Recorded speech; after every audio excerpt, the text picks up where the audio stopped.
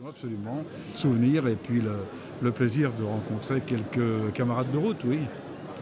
Qu'on a quittés pour les uns, moins pour les autres, et puis des projets, toujours ce bel amour du rock'n'roll. Et je salue au passage l'initiative de Patrick Darnay, qui a eu le courage et la pugnacité de réaliser, en fin de compte, c'est un vœu pieux qui lui était cher et on partage aujourd'hui avec la même joie et la même émotion. C'est formidable. Je vois, je reconnais presque tout le monde. Et c'est pas fini. Et c'est pas fini comme si c'était hier, oui. On était juste à côté. Cette journée, pour moi, me semblait indispensable, comme je pense qu'il est indispensable de faire un jour une énorme exposition à Paris, parce que le rock'n'roll en France n'aurait jamais existé s'il n'y avait pas eu le Golf Draw. Alors, rendre hommage à Henri Leproux lui-même, qui a découvert tant de vedettes, qui a commencé à nous donner le fit du rock'n'roll, ça me semble incontournable. Ce qui se passe là aurait dû se passer déjà depuis longtemps. Voilà, donc on est ravis de se retrouver tous et de fêter ce qui me semble incontournable. Comment le rock français aurait pu exister sans le Golf Draw? C'est impossible. Donc je crois que rendre hommage, c'est la moindre des choses. On est tous des passionnés. Et comme disait mon pote Tiki Olgado, qui est plus de ce monde, et qui a été rocker aussi, rocker un jour, rocker toujours. Merci Henri Leproux. Importance historique. Voilà. Par contre, je ne fais pas partie de ceux qui militaient pour que ça reste ouvert, etc. Je trouve que c'est très bien que ça ait fermé. Ça aurait peut-être dû être conservé, ça c'est une autre histoire. Mais je ne vois pas le golf aujourd'hui ouvert avec des groupes de rap et de machin, etc. Et tout. Le golf, ça représente une musique bien particulière, les débuts du rock'n'roll en France, les débuts de beaucoup de chanteurs qui continuent à travailler aujourd'hui. Et donc il fallut lui rendre hommage. Toutes les autres capitales l'ont fait avec leur lieu saint. Donc pourquoi pas à Paris, voilà. Et Delanoë a été réceptif à la demande et ça a pris un peu de temps, mais bon, on y est arrivé. Voilà. Ce n'est pas un jour comme les autres. C'est un jour historique, il faut bien le dire. Pour nous, en tout cas. Ouais, puis j'y ai même pas pensé. Ça fait plaisir. Oui, c'est énorme. Énorme. Oh bah, 50 et quelques années après, ça fait... Puis c'est très bien parce qu'il fallait absolument qu'il y ait cette plaque rue Drouot pour qu'on se souvienne qu'ici a débuté le rock'n'roll. Bah, l'époque me plaît. Toute l'époque, tout ce qui se passait avant le Golf Drouot, tout ça, ça me plaît. Mais c'est fini maintenant tout ça. Il n'y a plus rien qui ressemble à ça. C'est fini.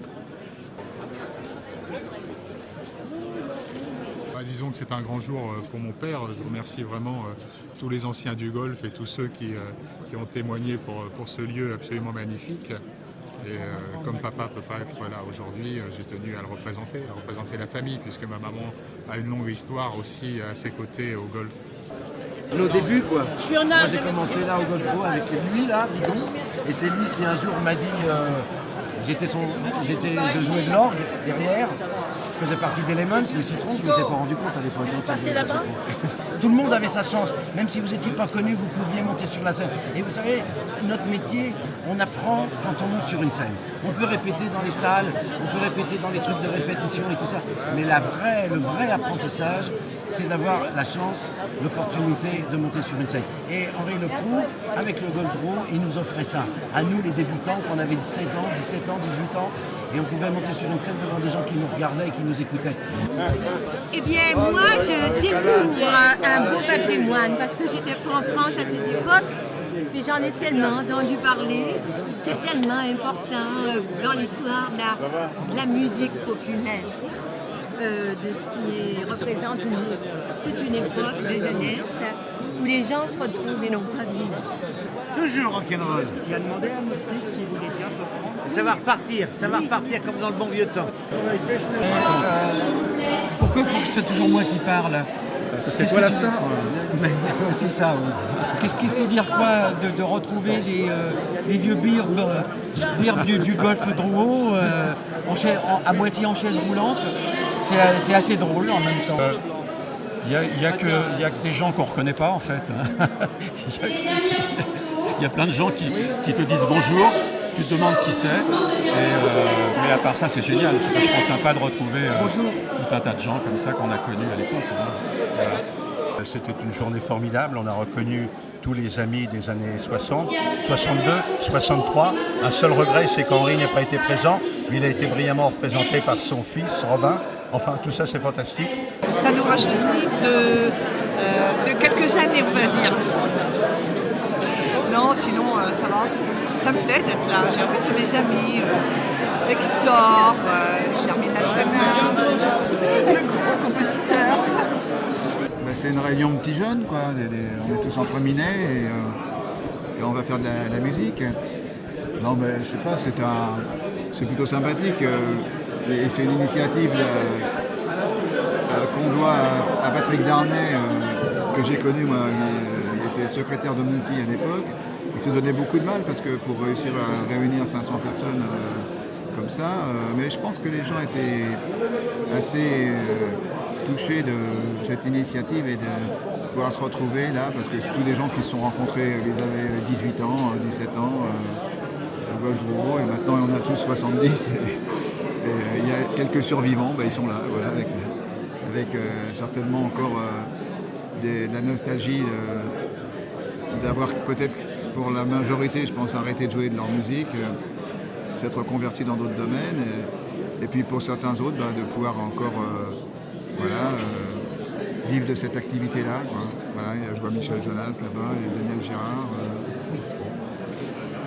Écoute, sinon, on va aller déjeuner maintenant. D'abord, c'était une super journée parce que je retrouve pas mal de gens que j'ai connus, qui certains n'ont pas changé, d'autres ont beaucoup changé, mais c'est pas grave, c'est normal. Le Golf Drouot, parce que le Golf Drouot, c'est mythique, c'est comme celui des copains. Moi, j'ai pas fait partie de la bande Golf Drouot.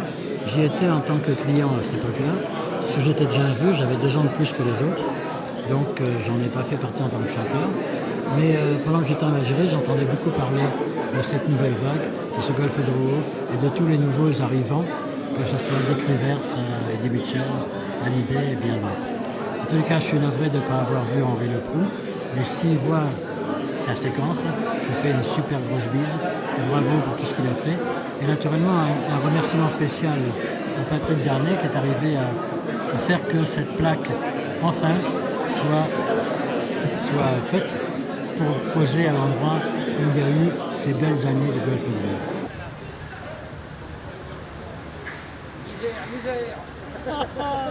Mais François Hollande est arrivé, c'est maintenant le changement.